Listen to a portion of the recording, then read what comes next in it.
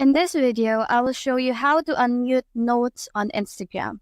Now, the very first thing we're going to do is to tap on the airplane icon right here. And as you can see, this person right here has an IG note.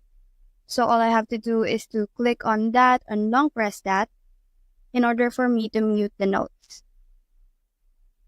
Now, once that's muted, all we have to do to unmute the notes on Instagram is to go back and click on the profile icon.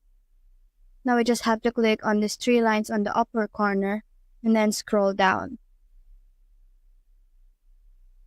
We just have to click on this muted accounts right here.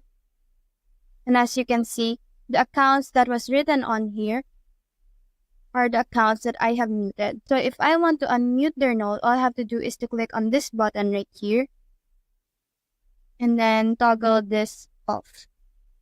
I can also mute their posts and stories like this. And if I want to unmute it, all I have to do is toggle that off.